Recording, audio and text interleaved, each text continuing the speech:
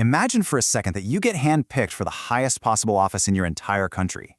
And we're not talking about some modern election campaign here. This is a direct, undeniable divine mandate.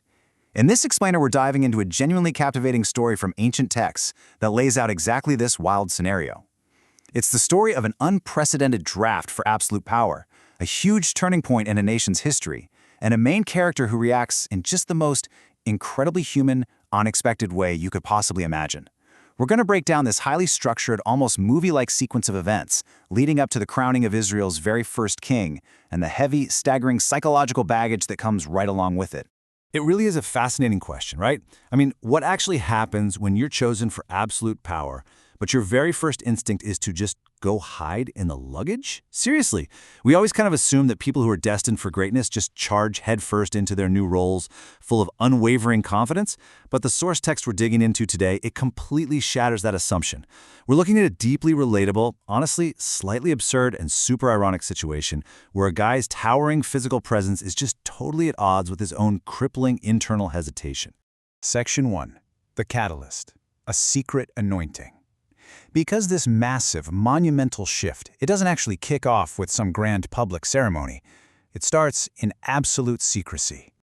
Okay, so to prove to Saul that his secret anointing, where the prophet Samuel literally pours a vial of oil on his head, wasn't just some weird, empty ritual, Samuel lays out this highly specific, crazy detailed geographic timeline. He maps out Saul's exact route home, giving him precise waypoints.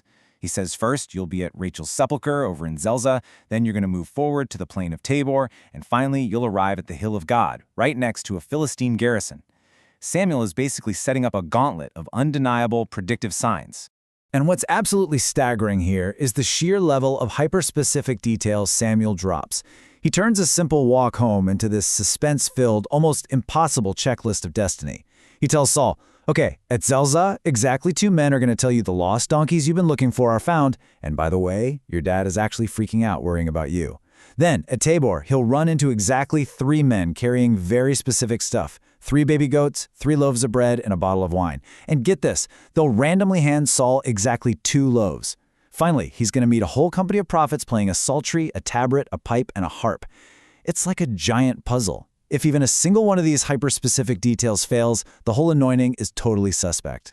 Well, let's jump to the final sign and see how this all builds up at the hill of God. This is the real climax of Samuel's checklist, because it's not just about bumping into people on the road. It's about a precise, step-by-step spiritual transformation. Samuel predicts that when Saul meets these prophets, the Spirit of the Lord is going to come upon him, he's going to actually join them in prophesying, and, this is the big one, he will be turned into another man. And the text actually explicitly confirms this. It says the second Saul turned his back to leave Samuel, God gave him another heart. And literally every single one of those impossible signs, they all came to pass that exact same day. No way, right? The fulfillment of these signs happens so fast, and Saul's sudden burst of prophesying is so incredibly out of character for him that the locals are just stunned. They're looking at this totally ordinary guy and saying, "What is this that has come unto the son of Kish? Is Saul also among the prophets?" I mean, the whole thing is so shocking and so culturally significant that the text notes it literally became a proverb of the time. It's basically the ancient equivalent of going completely viral. Everyone in town is talking about this bizarre, unprecedented transformation. Which brings us to Section 2, the secret, returning to ordinary life. Because after this massive, undeniable, divine confirmation, the narrative takes a really fascinating psychological turn. See, Saul has to go back to his ordinary life, but now he is carrying the heaviest, most consequential secret in the world, and this brilliantly illustrates his internal state. When Saul's uncle starts interrogating him about his trip, we see this really stark contrast. Saul gives him, let's call it, a very selective truth. He says, oh, he told us plainly that the donkeys were found. But when it comes to the matter of the kingdom, the anointing, the brand new heart, the epic destiny, Saul actively chooses to hide it. He stays completely silent about being the newly minted captain of the Lord's inheritance. You can see the hesitation already taking deep root. So, that brings us to the next immense challenge in our explainer. Think about it. You have this newly anointed king who is so incredibly reluctant that he won't even tell his own uncle about his massive promotion. So, how on earth do you introduce a secret, highly avoidant king to an entire nation that is actively, loudly demanding a leader? You obviously can't just send out an ancient press release. You have to create a spectacle so undeniable that this reluctant leader has absolutely no choice but to step out into the open. All right, Section 3, the public draft at Mizpah. Samuel calls the whole nation together, but he definitely doesn't kick things off with a celebration. He starts with a pretty harsh historical rebuke. He reminds the children of Israel, look, God delivered you out of Egypt. He saved you from all your tribulations. And yet, you've rejected your God today to demand a human king. So it sets an incredibly tense, really high-stakes atmosphere right out of the gate. Samuel commands them to present themselves by their tribes and by their thousands. And what follows is this systematic, totally nerve-wracking public lottery. The spotlight just systematically narrows down. First, the tribe of Benjamin is taken. Then, from Benjamin, the family of Matri is selected. And finally, from that specific family, the lot falls exactly onto Saul, the son of Kish. Boom! The divine secret is finally public. The dramatic tension is literally at its absolute peak. But when the ultimate moment of truth actually arrives, when that dramatic drumroll pause ends and Saul's name is finally called out before the entire gathered assembly of the nation, he's completely missing. Just imagine the scene. You've got thousands of people, dead silence, everyone is waiting for their shiny new king to step forward, and there is just nothing. Crickets. They search for him, and he simply cannot be found.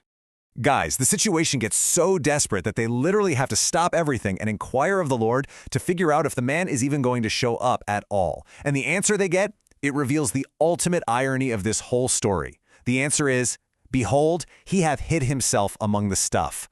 The stuff. The baggage, the massive, towering pile of supplies and luggage brought by the gathered Israelites. The divinely chosen leader of the entire nation is actively cowering and hiding himself in the luggage to avoid his own coronation. So the crucial point we have to look at here is this incredible juxtaposition. They literally have to run and fetch him out of the baggage. And when he finally stands up among the people, his physical appearance is just staggering. He is higher than any of the people from his shoulders upward. He literally towers over the entire nation. Yet his internal state? It was one paralyzed by such intense fear and imposter syndrome that he tried to disappear into a pile of suitcases. It's such a profound commentary on that massive gap between our outward potential and our inward readiness.